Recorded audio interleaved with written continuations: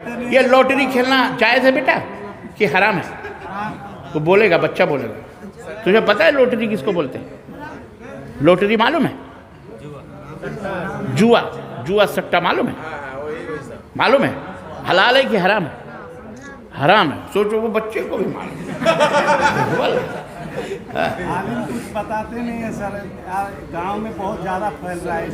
اللہ اکبر. یہ تو سر، تو اس کمائی سے جو کھانا ہے، جو پینا ہے، جو بچے ہیں، جو آل اولاد، آپ سب کو حرام کھلا رہے ہو. اللہ کی قسم اس کا گناہ آپ کے اوپر پڑے گا. یہ حرام ہے. جوا سٹا حرام حرام حرام ہے. یہ اس کی کمائی حرام ہے.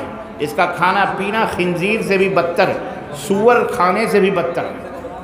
سوال ہے، راستے میں قرآن سے سورہ پڑھنا چاہیے؟ کیسے؟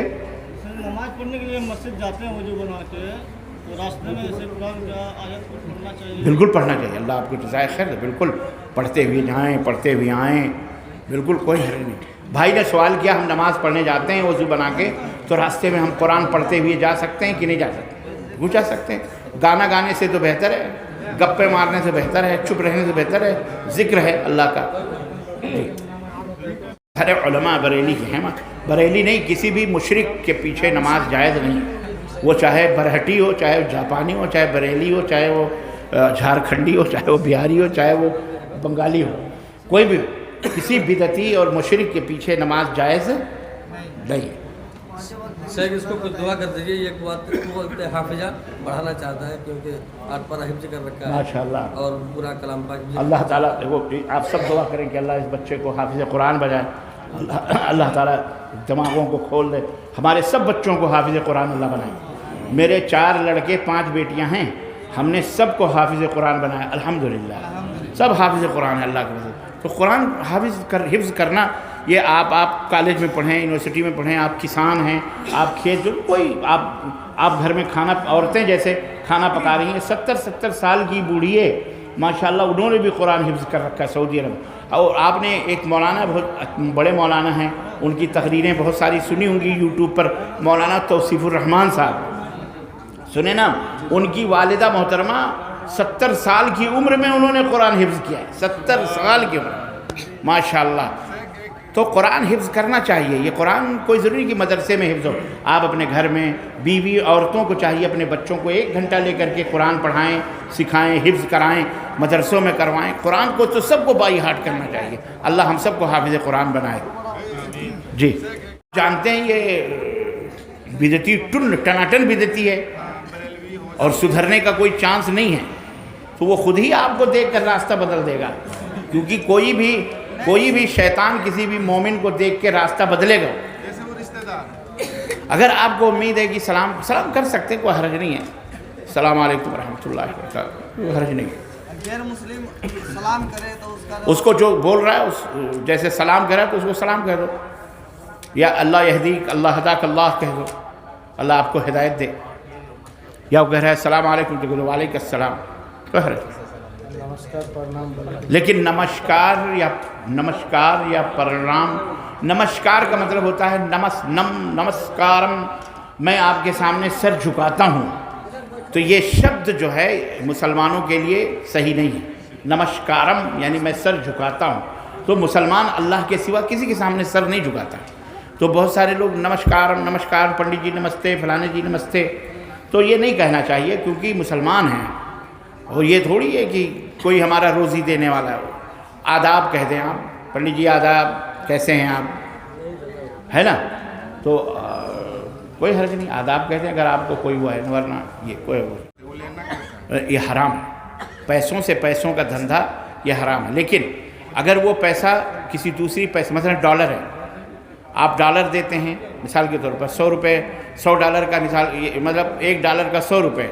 لیکن ہم آپ کہہ رہے وہاں کوئی 102 دے رہا ہے، 150 دے رہا ہے، 130 دے رہا ہے، تو اس میں جائز ہے کیونکہ وہ ڈالر الگ ہے اور روپے الگ ہے، اس میں جائز ہے. لیکن خود اسی روپے کو ڈبل کر کے یا اس میں کچھ زیادہ لینا چلر کی شکل میں، وہ جائز نہیں ہے. وہ تو اتنی ہوا نا، چاہے چلر لو چاہے بندھا ہوا لو، دونوں تو ایک ہی ہو جاتا ہے، کمائی تو ایک ہی ہوتی ہے، اس لیے وہ جائز نہیں ہے، وہ حرام ہے. اگر وہ جوا ہے تو حرام. ہاں کرکٹ میں پیسہ کیسے لگاتے ہیں؟ فکسنگ جو میچ ہوتا ہے تو اس میں کہتے ہیں فلانا جیتے گا تو اتنا فلانا، ایسا تو یہی تو جوا ہے، یہی سٹا ہے جی، یہ حرام ہے. انٹری لگاتا ہے جیسے کہ 3000 کا انٹری لگاتا ہے. ہاں سب حرام ہے. یہ تعجب کی بات ہے کہ ایک گندگی صاف کرنے کی بھی دعوتیں لوگ کھاتے ہیں. آپ شروع ہو گیا، بہت ہو گیا. نہیں، غلط ہے، نہیں کرنا. خطرہ اتنا، یہ تو ہاسپٹل میں خطرہ ہو جاتا ہے ویسے بھی، لیکن اس کی دعوت کرنا تو خود شرم کرنا چاہیے کہ وہ جانا بھی نہیں چاہیے نا. چنی کٹانے کی دعوت کھا رہے ہیں لوگ. استغفر اللہ، یہ غلط بات ہے. نہیں کھانا، نہیں جانا، نہیں کرنا، کرنا ہی نہیں چاہیے. دعوت کسی کو تو نہیں جانا بھی نہیں چاہیے. نہیں جانا ہے جی، کرنا بھی نہیں چاہیے اور جانا بھی نہیں چاہیے. دینا حرام قرار دیا ہے، جائز نہیں ہے. اب اگر کسی نے کسی کو پیغام دیا، اب وہ ابھی تک بات ختم نہیں ہوئی، سپوز بات چل رہی ہے، لڑکی والے نے کہا میں نہیں دے پاؤں گا، لیکن ابھی تک اس نے کنفرم نہیں کیا کہ میں توڑ رہا ہوں، تو جب کنفرم کر لیں ان سے کہ آپ کرو گے کہ نہیں کرو گے، اگر کہتے نہیں بھائی ہم تو نہیں دے پائیں گے، کوئی نہیں کر پائیں گے، تو پھر آپ اپنی بیٹی کا اس کو دے کر کے کر سکتے. لیکن جہیز دینا بھی حرام ہے اور لینا بھی حرام. حرام تو حرام ہے، چاہے جمعہ کے اذان میں کوئی کہتا ہے کہ 2 اذان دو، کوئی کہتا ہے 1 اذان دو، تو تھوڑا آپ وضاحت کر دیجیے، وہ ریکارڈنگ کر لیجیے، سنا جمعہ کی اذان. پھر سوال یہ کر رہے ہیں کہ جمعہ کی 2 اذانیں یہ جائز ہیں کہ جائز نہیں ہیں. حقیقت یہ ہے کہ اللہ کے رسول صلی اللہ علیہ وسلم نے فرمایا کہ علیکم بسنتی و سنت الخلفاء الراشدین المہدیین، تمہارے لیے میری سنت اور میرے خلفاء کی جو سنت ہے اسے لازم پکڑو.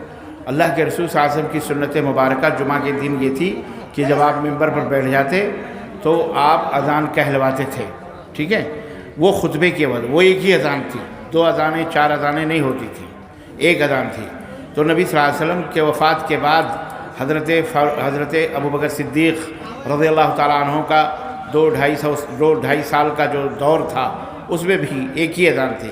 حضرت عمر فاروق اعظم کا جو 12-12.5 سال کا جو مدت تھی خلافت کی، اس میں بھی ایک ہی اذان ہوتی تھی. ٹھیک، پھر اس کے بعد حضرت عثمان غنی رضی اللہ تعالیٰ عنہ کا جب دور آیا، شہر بڑا ہوا، بازار لگے، تو حضرت عثمان غنی رضی اللہ تعالیٰ عنہ نے بازار میں، سوق عکاظ تھا، بازار تھی مدینے کی، اس بازار کے اندر اذان دلواتے تھے. اس کا مطلب یہ تھا کہ لوگوں کو، بازار والوں کو آگاہ کرنا تھا کہ جمعے کا وقت ہے، جمعے کا دن ہے، اس لیے تیاری کرو. اور وہ اذان 10 بجے 8-9-10 بجے ہوتی تھی، یعنی جمعے کے اصل ٹائم کے بہت پہلے ہوا کرتی تھی، وہ بھی مسجد نبوی سے کافی دور، سمجھ رہے ہیں. تو حضرت عثمان غنی رضی اللہ تعالیٰ عنہ نے یہ، پھر اس کے بعد سے مسجد نبوی کے اندر نہ صحیح تو باہر وہ چیز ہوتی تھی.